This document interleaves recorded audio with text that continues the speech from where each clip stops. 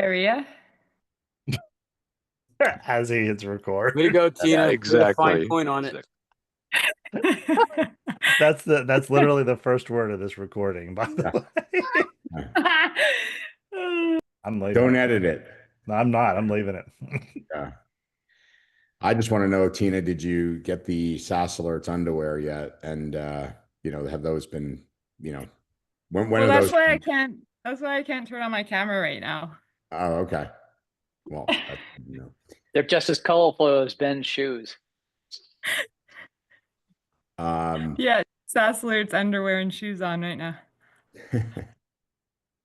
So it doesn't look, Chip, it doesn't look like Jim's with us, or is that correct? I'm just looking through everybody. I don't think so. I talked to him this morning for about an hour, and as usual, he was triple booked. I mean, the win of the month when it comes to Jim is, he's now chief product officer and has taken over guidance of the entire product strategy for all of Kaseya.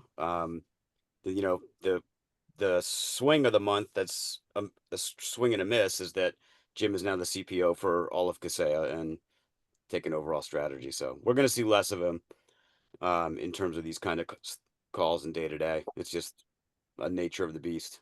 Yeah, no, I get it. It makes sense. All right, not important to him anymore. I think you should put Chip win of the week. That's what I am doing there. Oh boy. We are still important, Gary. I can guarantee he would much rather be on this call than whatever call he's on. I can absolutely guarantee that. I don't doubt it. Yep. So, well, before I will jump into my win of the week, which again, I'm not minute by minute in touch with partners as much as I used to be now. That's more Ben's job, I think, than it is mine. But had a great week. Last week in Miami, I missed the call. I know, but we had an all hands meeting of the R&D and engineering teams, and I was really reinvigorated by what came out of that.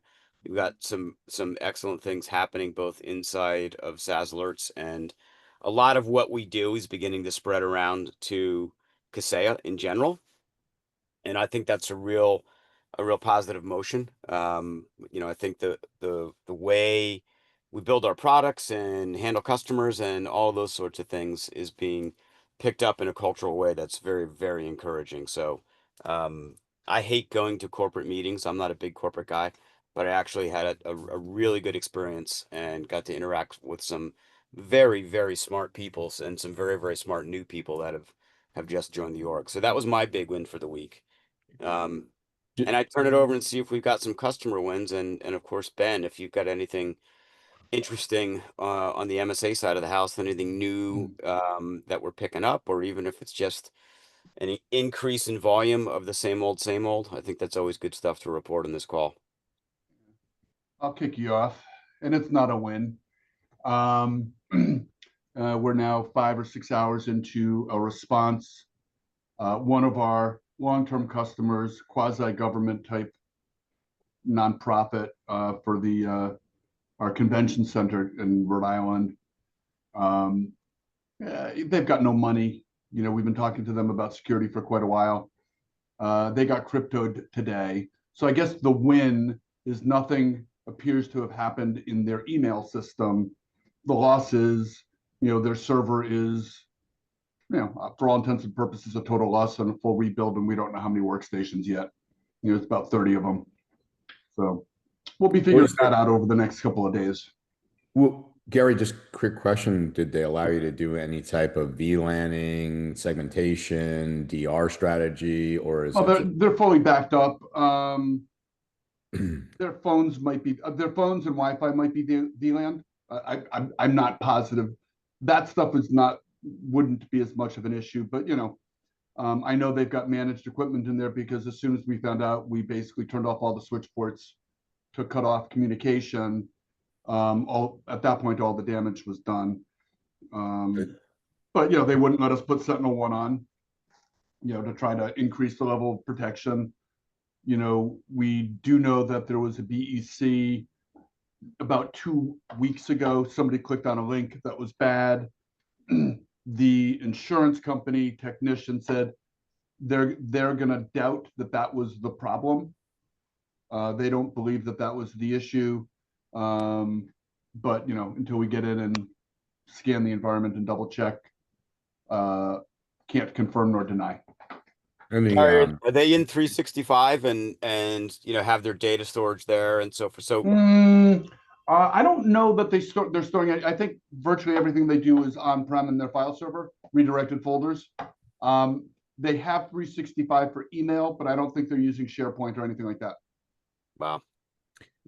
Gary, assuming no firewall logging type stuff where you can I'm downloading those on my other screen as we talk. Okay, so we don't know quite yet if there's any exfiltration yet. I know the group is Lynx, I think is the name of it. According to the cyber guys from the insurance company, that you know they've dealt with them and they are typically known for exfiltration. Okay, so haven't gotten that far yet. I was gonna say, so step one is they're locked, they're locked, they're Right. down. We haven't heard from the bad guys yet of, hey, we've got this data and we want this much money yet. They got behind the readmes. We have a copy of it. They what? There's no demand. Evidently, again, for what we were told, the guys typically do not make initial demands. They wait for contact to have that kind of a conversation. That's an interesting strategy, huh, Shep? We'll just cause you downtime, but we don't want anything until you'll reach out to us. I mean, I think it's brilliant, actually. It's like it's part of psychological warfare. Let's just let you stew for a while, until you got the sense to reach out to us. And Yeah, I don't blame them.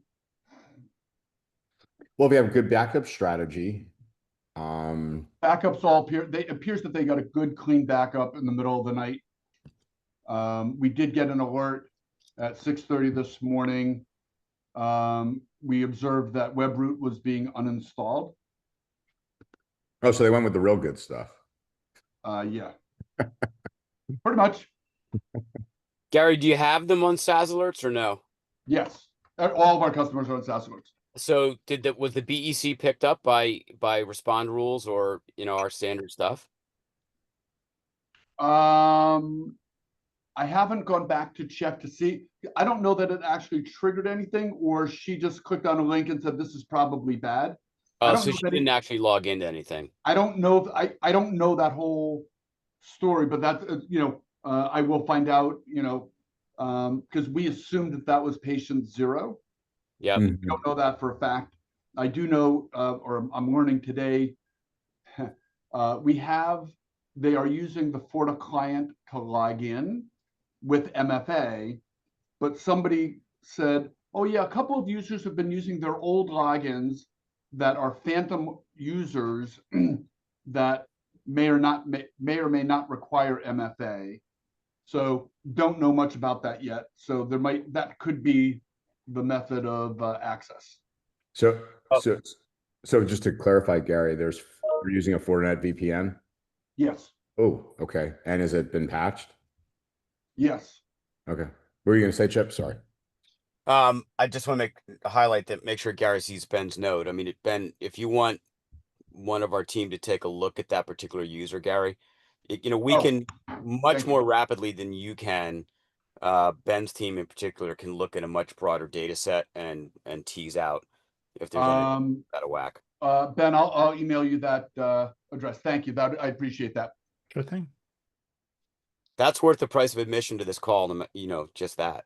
Yeah, no shit. Appreciate it. Guys, Gary, just out of curiosity, is that I'm sure you well documented your recommendations. There hasn't been any finger pointing from the insurance company or anything that you're not doing your job. Not yet. So I did go back to our VCIO. So this woman is notorious for canceling her appointments. We had an appointment in the early fall, late summer, where the conversation was security. Okay. It'll be in his notes. Okay. and like that, what they said, no, we're not going to do X, Y, Z. Yeah. All right. We do not have a we don't have a declination letter yet. Obviously, that's a little bit late for that now, but that's a process that we've been working on. Got it. Strong MSA with them. Same as everybody else. Good. Brad Gross agreement. Okay. Thanks for sharing that, Gary. Yeah. Hey, listen, I couldn't be happier. So I'm waiting for my service manager to get back, so I will be dropping off a little bit early to start doing some strategy work. And but until then, I'm enjoying it. Right. Andrew, maybe we need to change this from wins of the week to things of the week, because it Yeah, isn't it's always clearly about not a a win. win. Oh no, But- I'm sorry. The win was I don't believe that anything happened in their 365 environment, if you want to call that a win. Yeah. But even still, this is the kind of stuff that's really important for us to talk about. It's more like, what's everyone's experiences from the week. Wins are great. But in a lot of ways, these are the more important conversations to have. 100%. That's why I'm here. Appreciate you sharing it, Gary. Who else? Anybody have something of that can help the team? All your peers. Andy, Well, any ranch? I guess stories? on the other side of the of the coin, on a more positive note, we had a biannual client visit this week with one of our managed customers, just doing a cybersecurity check-in. Here's the current threat landscape, etc. And SaaS Alerts was one of the big parts of helping surface some of the data to show them, like, here's how we're protecting you. Here's ways that the bad guys are doing things. So the report's really easy to pull and use, and it was good data for us to take with us to that meeting. Which report specifically, Sam, did you? Used a couple of them, like the executive summary, the shadow IT.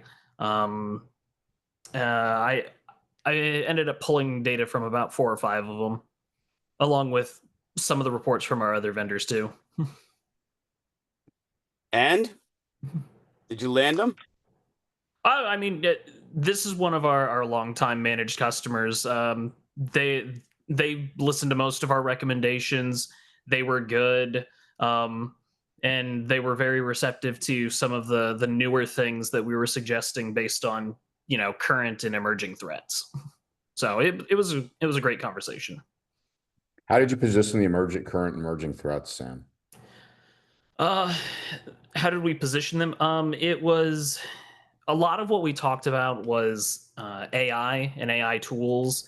Brought up a couple of things that we've seen in this call, like the new calendar phishing, rogue enterprise apps. But a lot of it was also everyone wants to get in and start playing with these AI tools. How do you know that be careful what data you're putting into these? Don't use a free account, or don't use like just a public no sign in, where try and use like a paid account, if any, because they're more likely to keep that more segmented off and locked down. If you just are throwing anything out there into the wind, who knows? Supply chain attacks increasing. These are additional supply chains you possibly are putting data in. If you decide you want to play with a new AI tool before you go download and install and plug it in, who actually is making it? Where is it coming from? There's plenty of people spinning up malicious stuff out there and saying, here's an AI tool that does blah, blah, blah. If you don't know where it's coming from, could be just as bad as anything else you download. Got it. Thanks for sharing that, Sam. Yeah, Sam, to that point, it's definitely important to review both the privacy policies in terms of use for any AI tools you're using. And I periodically go back and review those for the tools that we use on our engineering team. I just was doing that this morning, and 2 of them have actually started proactively calling out that they refuse to use any AI models that, or allow use through their tools of any AI models that were developed in China. They're specifically talking about DeepSeek, but there are others too. So it's worth definitely having any customer go through them and have a look at them and make sure they know what they're getting into. Yeah, absolutely. Thanks for sharing that, Sam. Andy, you going to give us Just some wrangling? a moment on AI. I met with a Native American group last week, and they were looking to write an AI policy, and they have attorneys that work for this group. And I was asking, his concern was, how do I control what data, what documents they feed into it, and how do I control how they can use it? And I said, I believe you even have more than this. What's to stop them from copying this and using this on a browser that you don't manage, or bringing in tools and managing, because this environment is changing so rapidly. So I guess from a SaaS Alerts perspective, how do we begin to address the fact that someone could take content and add it in as a parameter set and never have it go out to the internet, just stay within Microsoft 365, but it's Copilot, but begin to take this content elsewhere? How do you, I mean, this is to me something that is evolving so rapidly, and there are so many permutations. I don't know how one can write a policy to this. Yeah. So this was a topic we actually got into last week, Andy, and one of the outcomes of that discussion was, you know, customers who are encouraging their team members to use AI, and most knowledge workers today are still using AI just for document production, right? To help with document production. I'm going to upload this, help me clean it up. I mean, they can do that right inside of both Google with Gemini and Microsoft with Copilot, but others are stepping outside of that and using wrappers for ChatGPT or for Anthropic. But the first notion was, well, the company should have a DLP system that anything they upload has to go through that DLP system first and get scanned for sensitive information. So that's, you know, that's one approach. Yep. The second is to look carefully at what the privacy and terms of agreements are with the products that they're using. And that is also evolving as rapidly as the industry does. You know, 6 months ago, last year, full-blown privacy policies and SOC 2 and ISO certifications and those kinds of things were really lacking among even the biggest AI vendors, even among OpenAI and Anthropic. Google has always been kind of more out front on this than the others, but they are all in place now, and many of them have, very much like Google does, if you're using a free tier, you know, they're telling you right up front, we're going to use things that you upload in your data to help train. Yeah.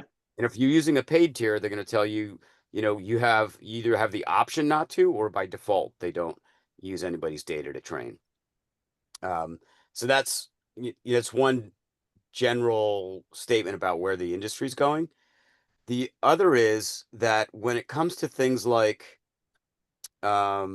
revising any documents that, you know, are otherwise publicly out there and they want to have AI work on them, I wouldn't worry about it, because anything that's ever been published on the internet for anybody to see is already in these large language. Oh, absolutely. So this Yep. you know, there's no illusion of security there.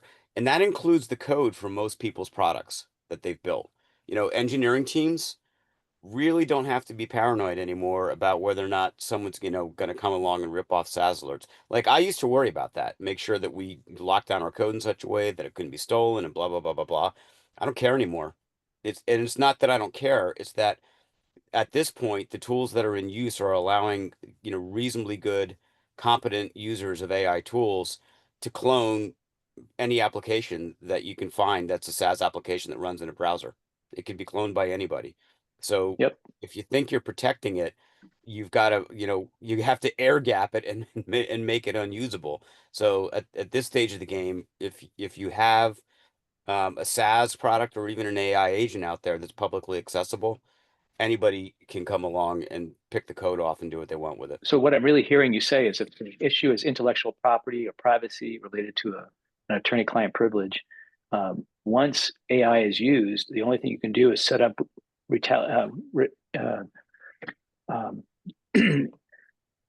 I'm trying to say the consequences of using this incorrectly, and that you agree to these terms and conditions, and if the attorney or they allow someone to get access to their systems and uses it in an abusive manner, then there's an issue here.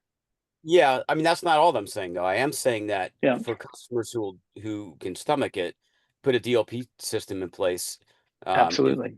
in front of anything getting uploaded, and make sure it goes through that, and make sure that you're using a reputable AI tool platform. I wouldn't use anybody that just announced last week that No, I'm with you there.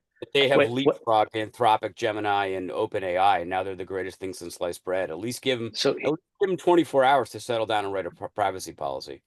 Here's what I think is interesting: is that they use a SaaS application for their legal documents, but they want to do the Copilot use. So they want to actually bring the documents into Copilot, run it, and then re-upload it. So I'm just kind of going, guys, my goodness. Into Microsoft Copilot? Yeah. I mean, tenant. Yeah.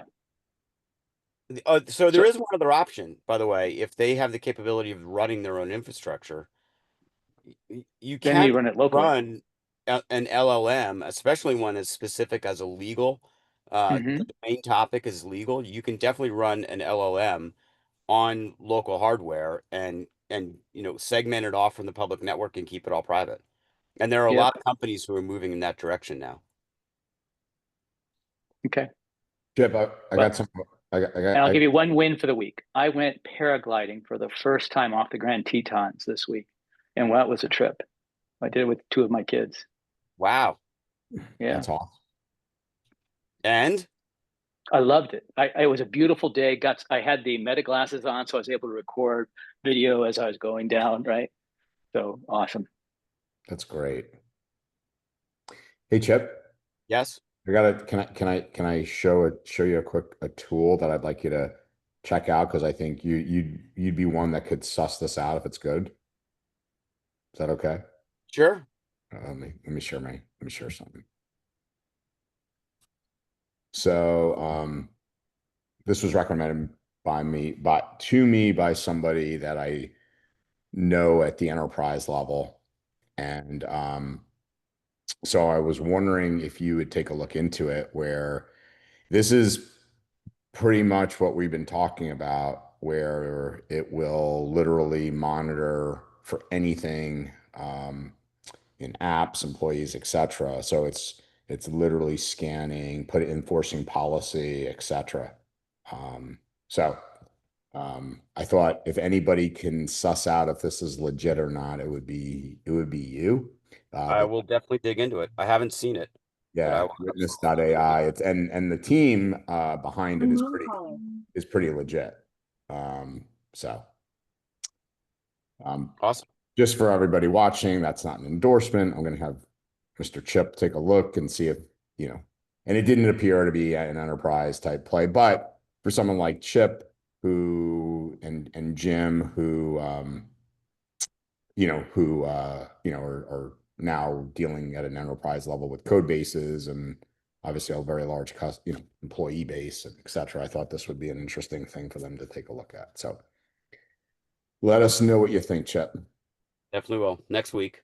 All right, cool. All right, so back out of here. Any others on the wins, et cetera, Enrique? You're too funny, bud. Any other stuff that you guys want to share? Don't be bashful. Do we have any compromises to follow up from last week, Andrew, that I missed? Anybody have anything go on that they were going to rebrief us on? You said Enrique, so I immediately thought of that scenario where something goes wrong and then he gives us all the details the following week or two. I don't think Enrique had anything bad go on. Thank goodness. So no, I'm trying to remember who had something going on last week, but I don't think there was anything any follow-up. I have a question. Sure. We're fairly new SaaS Alerts. Well, we purchased it end of last year through Kaseya. Okay. We're kind of still in the, whatever you want to call it, pilot phase, trying to come up with a rollout process. I'm just curious, on average, how many, like across your other MSP partners, on average, how many customers are in each tenant? And then we have almost over probably 100 customers we're trying to roll out.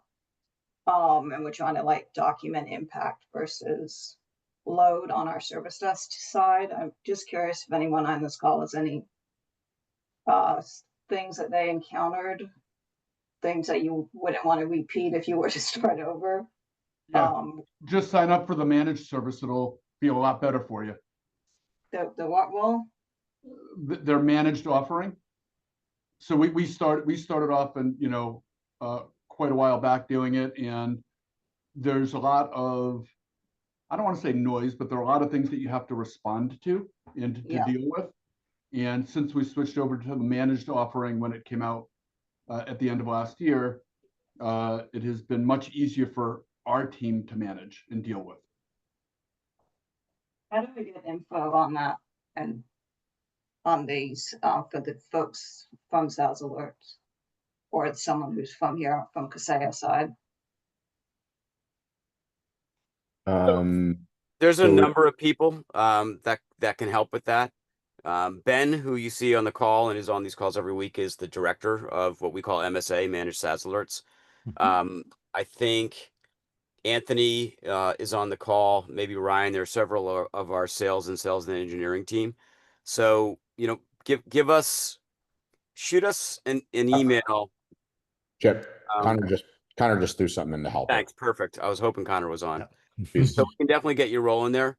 But let me answer your question, your top level question, in terms of, I think you were asking, like, in a roundabout way, what's kind of the max number of users in a tenant you can load into SaaS Alerts. So the maximum that we have currently live by any one single organization managed by an MSP is just under 100,000 users that are in a single system. This is an educational institution, so the upper end, I don't think we've really hit at this point.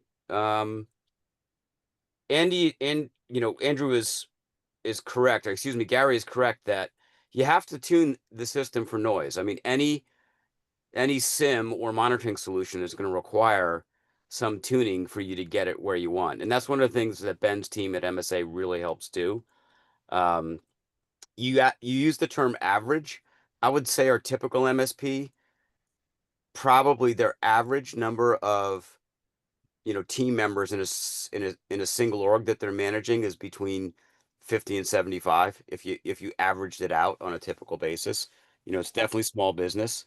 There's lots that are in the hundreds to a few hundred. Those big outliers that are in the tens of thousands or more. There's a couple of them, but I think if I correct me if I'm wrong, I think you were saying not individual. You were saying 100 clients. Maybe I misheard you, but I just want to be clarifying for Chip too. Jay Balak. Hello. Is she still with us? I'm here. Okay. You said you have 100 clients, correct? Yes. Sorry. Yes. Okay. Yeah. So Chip, I think, the context she's also trying to understand is, like, let's just take it from an onboarding perspective. I think that's what you're also asking, not just Got it. I appreciate your different interpretation, that Andrew. That helps a lot. I mean, many MSPs. Would you mind telling us your first name? Jennifer, last name Blaylock. I am on your Discord. And you may have bumped into Chris Muncher. He's my colleague. He went to the recent Kaseya conference. Connect. Got it. Went to Connect. Yeah. Well, thanks, Jennifer. It's just hard to go conversational in a forum like this without having a name. And we did use SaaS Alerts we did purchase SaaS Alerts onboarding. We've just been trying to get from point A to point B internally, trying to get everyone on board. So I'm just trying to see if there's any other advice anyone can give us on how to proceed. I'll put some videos on the chat too, if you don't mind checking those out. We have a couple of them that will walk you through tuning the platform as well. So if you decide obviously not to go the managed route, there is resources there, and you're always welcome to reach out to any of us as well. Okay, thank you. Sure. And I will send you an email, whichever one was in this channel chat here. Yep, that was Connor. Yeah. Thank you. Connor's awesome. And then Ben, are there still office hours that could help Jennifer as well? Yeah, we have them every 2 weeks. I'll post a link in the chat as well. And if anybody here is on Discord and wants those links, they're up in the events section on the top left. So both of our meetings and the schedules are up there too. You ever miss one? They're all stored on our YouTube channel. They're pretty easy to find. That too. And Anthony, But we like it when you join. We like it when you join. We do. Hey, Jennifer, thanks for being vulnerable and sharing that too. So thank you for and welcome to the community, Jennifer. Thank you.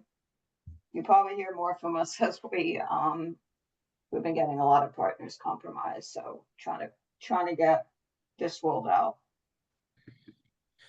Yeah. Let's see what Connor will help you out, and let's see if we can get you going right away, Jennifer, because it's making a massive impact on partners. I'm a third party. I just moderate it, and I've been in the space for 3 decades. So I have no skin in the game. So yeah. So thanks again for sharing. Okay.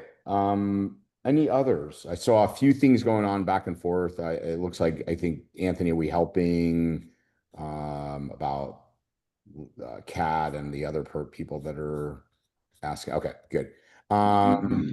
Okay. So Amanda, are you with us?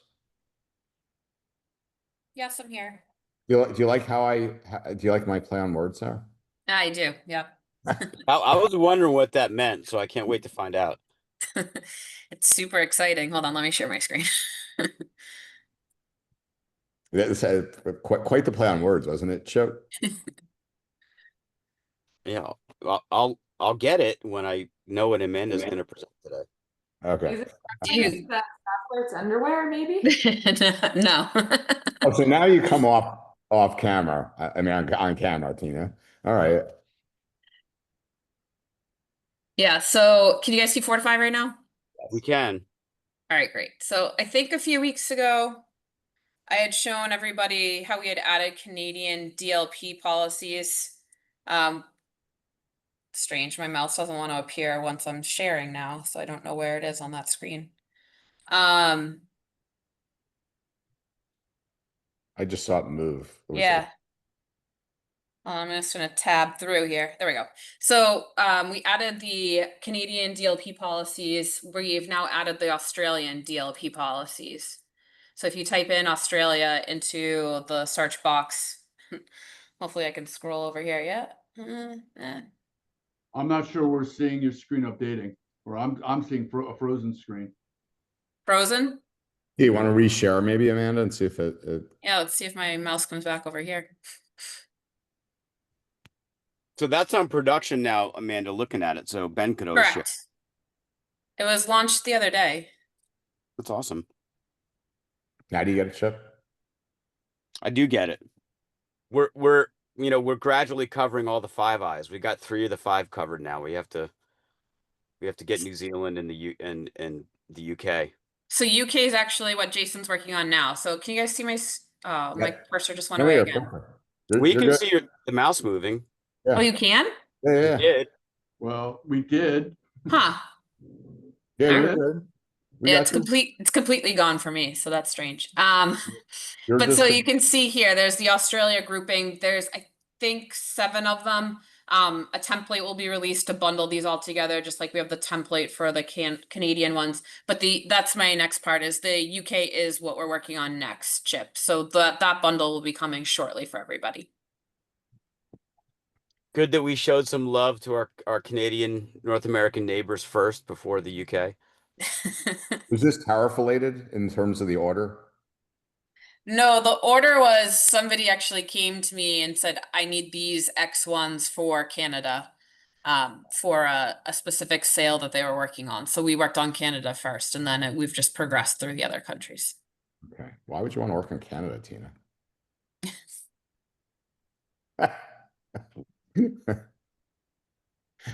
All right. You can throw something at him. It's okay. He deserves it. What's that, Gary? I said, throw something at him. At you. SaaS Alerts underwear. All right. All right, let me share out here. I bet, Jason. I'm glad it's getting warmer up there. All right. So Chip, I got some stuff here to talk through with you. This is so one of our so every week we show our fun phishing of the week. This is one I'm gonna try to let me just see if I can expand this a little for you guys. Amanda, I might have caught what you had here. Or not, no, I got it. But I sent this over to Chip because like this one, historically, you look at the phone numbers, it's a foreign phone number, it's really poorly designed. This is probably I don't know about you, Chip, I think this is the best one. And even in the URL, I thought it was really well. You really have to understand, your average user isn't going to understand URLs. But what did you think, Chip? Again, my take was this was one of the best ones I've seen. Yeah, my reaction, Andrew, was that it seems clear to me that as we've talked about or hypothesized going all the way back into, early last fall, the bad actors, the attackers across all domains, including smishing, are going to continue to enhance what they're doing using AI and predictive AI to model more and more. And this is a great example of it. This is probably the 5th time we've shown up some kind of smishing campaign or another. And in this one in particular, these DMV ones, they keep getting more and more specific and aggressive. And this by far is the best example of it yet. I mean, if you're a casual user, you wouldn't really know until you clicked on that link. Andrew, I think you should click on that link for all of us right now. Let's see where it takes us. Thanks, Jeff. I appreciate it. I mean, I've started doing that. I don't click on the links on my phone. I take them, to pull them out and put them manually into a secure browser and see where they go. And they almost always go nowhere. They go to an HTTP site, or to a blank page or something else. So I don't know what's at the back end of all of these. Maybe they will only accept a mobile client when you click on them. I'm gonna have to do some more experimenting. But Chip, is it possible they're installing an info stealer into the of course, yeah. Absolutely. Oh yeah, okay. Yeah, that's what I'm saying. Is like it might go to a blank browser, but they're trying. Thank goodness. Again, not everybody's as savvy as you that would do it from a secure browser, but that's what I would believe is the number one motive if you end up without a re-authentication of some type. Yep. No, that's definitely the concern. Yeah, and I think the early ones we saw, that's what they did, right? They would tell you to copy the URL, close the text window, open your browser, enter it in, and they were sending you to an Outlook login page. Yeah. Now they've moved past that and just continue to evolve. But the pace of evolution is what is always disturbing here. Things are moving much more rapidly. The iteration that we used to see that would take months for a campaign to go to one step to the next is now down to weeks or days. Yeah, and again, just to clarify for everybody, remember this is remember cybercrime's an ecosystem. So you might go, oh, okay, I clicked on it, but nothing happened. Well, okay, there's access brokers. Their job isn't to compromise you. Their job is to pull all of the data that for days, weeks at a time that's happening in your browsers. And hopefully they're hoping that either A, you're storing your passwords in your browser, like a lot of people do that don't know to do something different. So that's their job. And then they turn around and sell that on their market system. And then the next group uses that to do the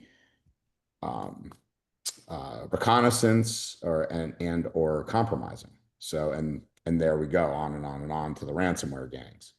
So, Enrique, did you have a question? Are you still with us? I saw you had a hand up.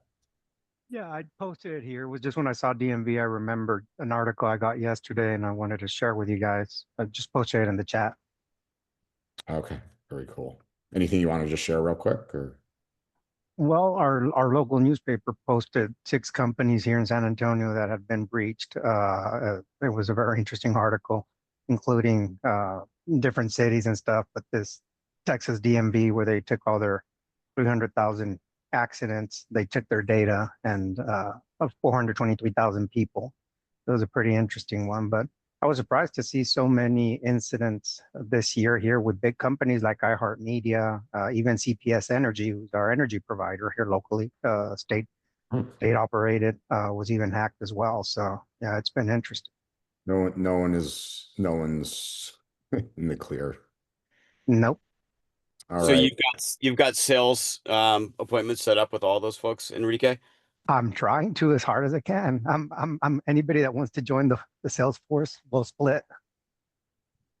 So Chip, how many weeks in a row have I had the supply chain disruption from the Verizon DVIR up? Probably what? If it's every week, including the 2 that I've skipped, this would make week 5. Okay, well, here we go again. Here's this week's. I'm sure there are others, but this one was fairly notable because it literally basically crippled Whole Foods in terms of the amount of organic food. This is the major supply of organic food to Whole Foods. So again, each week we just continue to talk about supply chain risk and how threat actors are looking to disrupt things at scale, right? If they want to get paid, why do things one by one, which is going to lead us into something that touches our industry. And let me start off by saying this is not any, I'm not showing this to jump on ConnectWise. There's a point of me using this example to lead into what I have today, which is third-party risk management as our subject.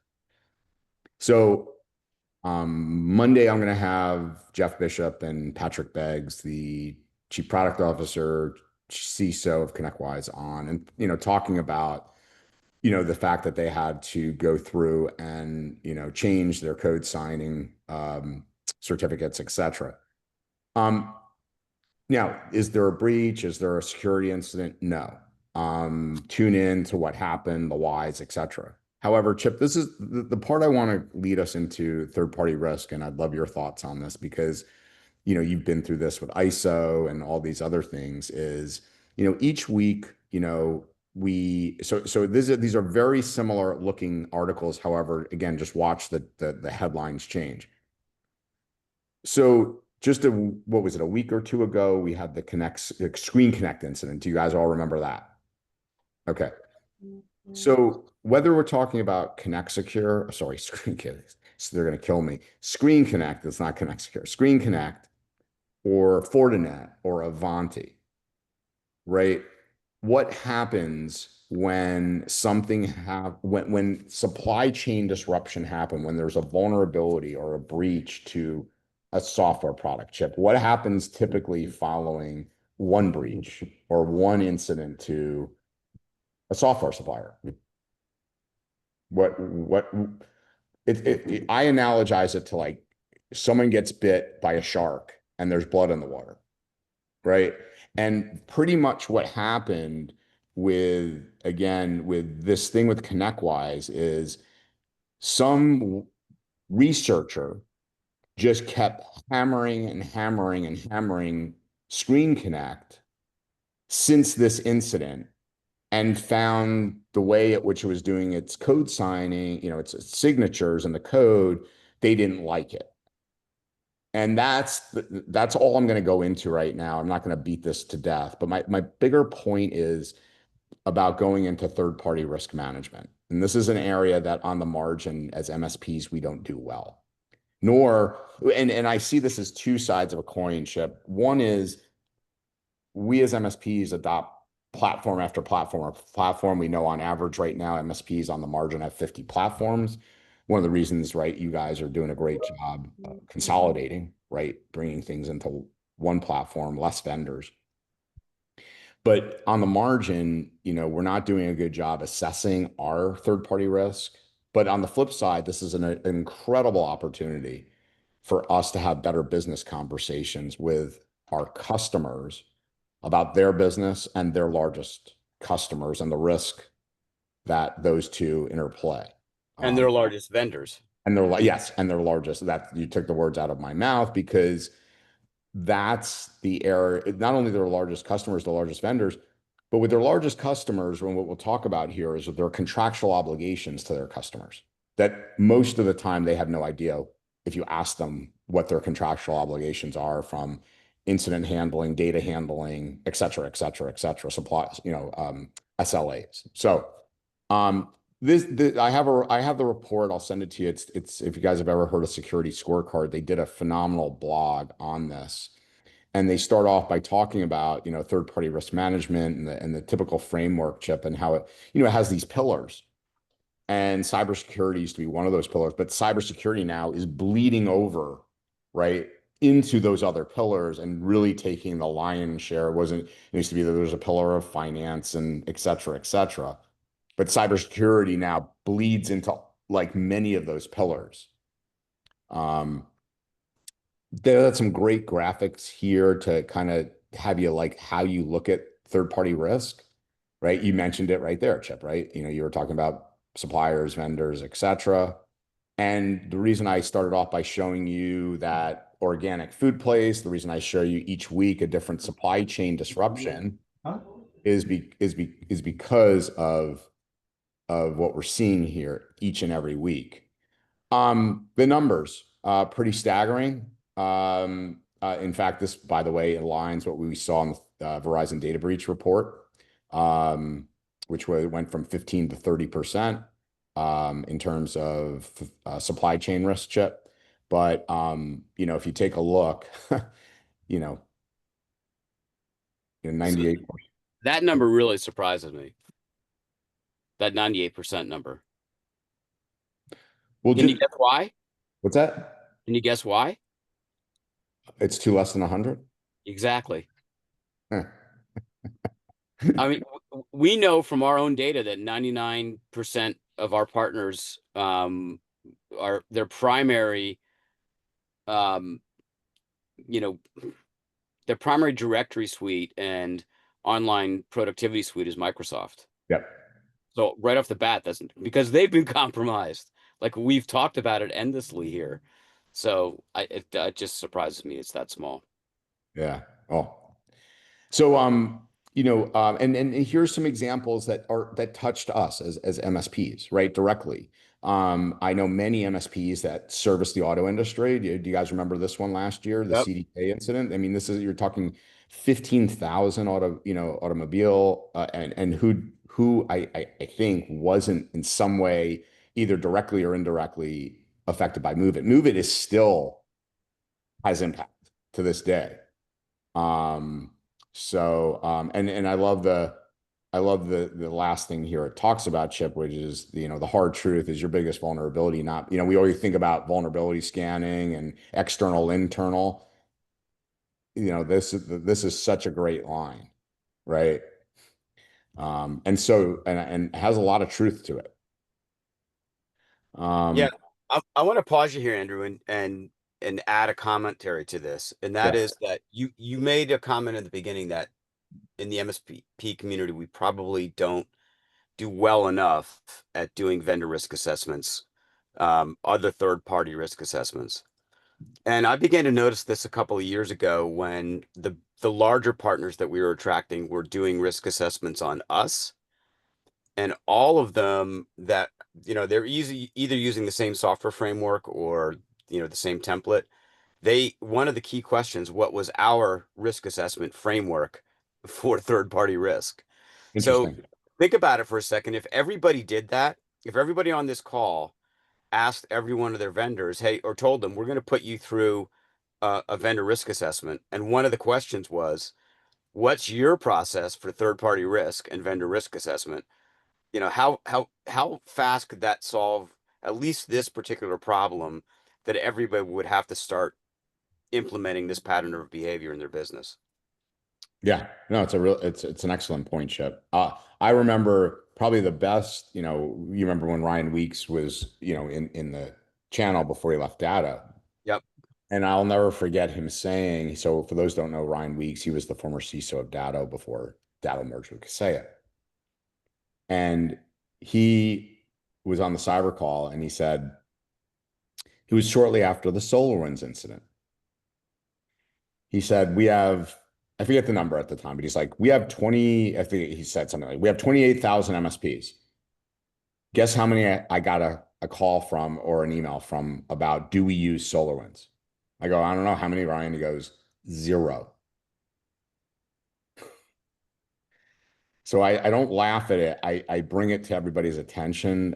I'm sharing this because I want you guys all to take third-party risk in a more meaningful manner. Like I said, not only for the vendors you're selecting and doing due diligence on, but helping drive revenue in your business, having these conversations and helping your customers. Because again, I'll get to a slide here in a minute to talk about how air quoting compliance rolls downhill. Your customers do business with companies that either A, do or are going to require your customers to start to look at their risk posture. And that's where you come in and, sell a lot more security, risk management, policy management, etc. This kind of just highlights the CDK incident from a scope perspective. Just for a minute, Chip, it's pretty staggering if you look at it. How one-to-many, the impact of it, right? They infiltrate the software, and the end result, right? 15,000 auto dealers and over $1 billion. It's amazing. Pretty staggering when you think about it. And again, that can happen in our industry, right? Think about the multiplier effect of our industry. So, again, managing third-party risk allows businesses to reduce, vulnerabilities, etc. So this is just a really good quote from it. And again, how you guys can use it to, quote unquote, have better business-led conversations versus not always the threat conversations. And, these are the threat actors, the bad actors, the this, the that, the other, because business leaders and owners care about revenue, reputation, right? I've role played it with Chip here as someone that heads up, his obviously SaaS Alerts. He cares about what's going on about the reputation of his code and his developers and keeping everything online, right? The end result is the risk to the business. So these are the components of good third-party risk management: risk assessment, due diligence, vendor selection, etc. Go over each one here real quickly. Risk assessment, the thought here is, to do thorough reviews of your third-party vendors that we talked about a moment ago, Chip. And to your point, these are the questions, like you said, that you're getting. And we're looking at, how do they have a program? Like just that simple question, right? Imagine, Chip, people saying, do you, talk to me about, you have 50 tools. Be honest with yourself. I'm not going to ask you on the call. How many of you asked your vendor, talk to me about how you guys handle your supply chain risk and third-party risk management? Do you have a program? If you ask Chip, I guarantee you, right? This is a guy that went through ISO and many audits. He'll say, this is our process. This is what we do. Yeah, and it's documented, which it has to be. Look, just start by reading terms of use and privacy policies for every single vendor or product that you're using. I mean, obviously, it's a physical. If you're talking about a plumber, they're not going to have terms of use and a privacy policy. But anybody that you're using in a tech stop absolutely is, and you should start there and then be following up, sending them. In fact, Andrew, I will send to you the survey that we sent out to any vendors that they've got to fill out as a risk assessment before we pull them on, and you can share that as you wish with the group. We talk about it next week. I think it'd be great, right? Sure. This right. This is the part that I really want you guys to focus in on here in the last few minutes about that can drive revenue in your business, right? So imagine sitting with your largest customers, asking them about what they're doing, asking, in terms of, have they gotten this, what we're seeing right here, from their largest customer, right? And that's it. That's the question. Okay, and talk to me about the process you have to do this, to update this, right?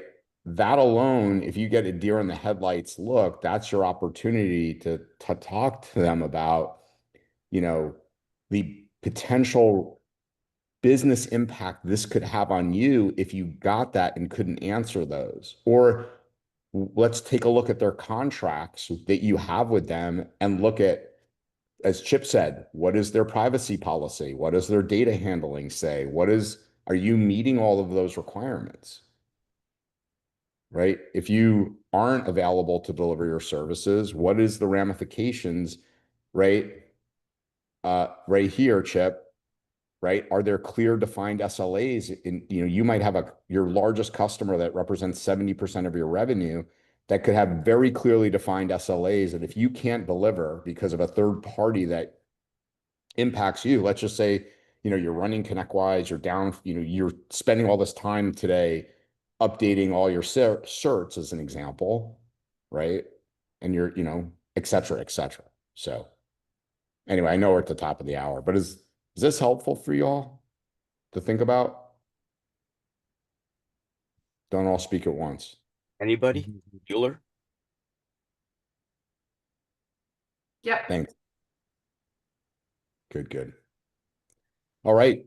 I can't believe we're at the top of the hour here, Chip. Midway through the month. Hard to believe we are almost. Oh, and to all of you, happy Father's Day out there, Chip. Happy Father's Day. You too, Andrew. And and whoever else is out there, wishing you all a wonderful Sunday for all you do for your kids. It's such I'm sure you're going to hear how thankful they are and for all you do for them. So I know I always do, Chip, every year. Yeah. Are you trying to tell people that I'm your father, Andrew? No. Bye, everybody. Time to bounce. Take care.